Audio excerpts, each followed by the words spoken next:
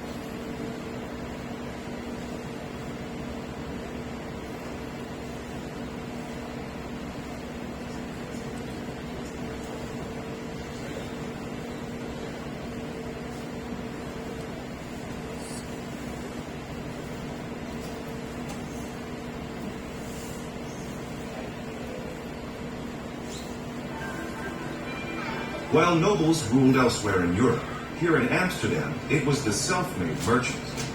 During the 17th century, they were earning as much as 700,000 euros a month. That's more than the average rich person earns today. The wealthiest of the wealthy lived here, on the Herengracht. Today, almost all of these mansions are used for business, as people can no longer afford to live in them. An exception is the city's mayor, whose official residence is at number 502 Herengracht. Look for the great facade with white columns just before the bridge.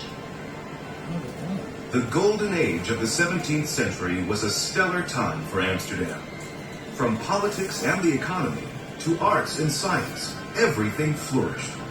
And the city was now the most important trade center in Europe.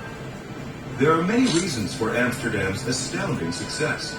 It had the largest and most progressive shipbuilding industry in Europe. Dutch traders sailed farther than anyone else, to newly discovered lands in the Far East and to North and South America.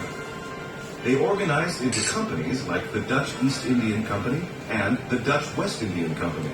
And the profits from trading staples like grain and exotics, such as spices, porcelain, precious stones, and textiles, were enormous. Now let's slip back in time to the 17th century. Imagine a colorful scene. Gentlemen in fine clothing on the street, speaking different languages.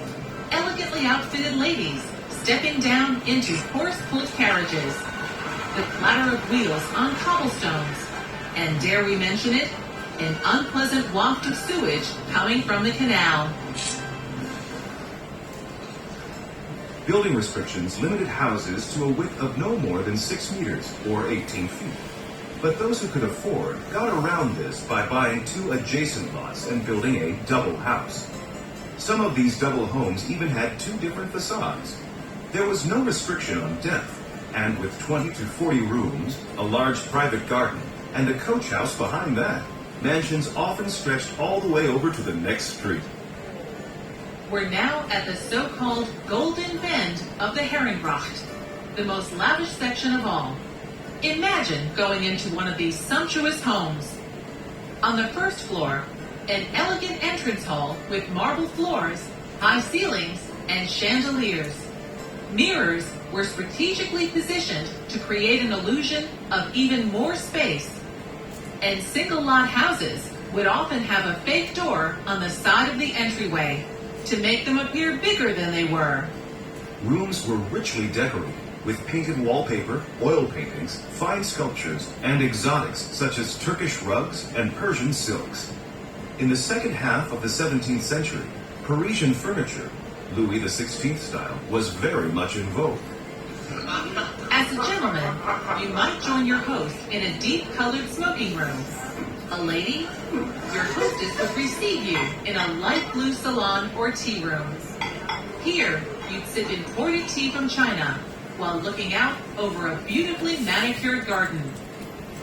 No one ever sat in the gardens. It'd ruin their fashionable white skin. Musical concerts and grand parties were common, and each house had many rooms dedicated to entertaining. For a first-hand glimpse of life inside an opulent canal house, there are two wonderful museums in the area, the Hilvig in Lopenhaus and the Willet Holthausen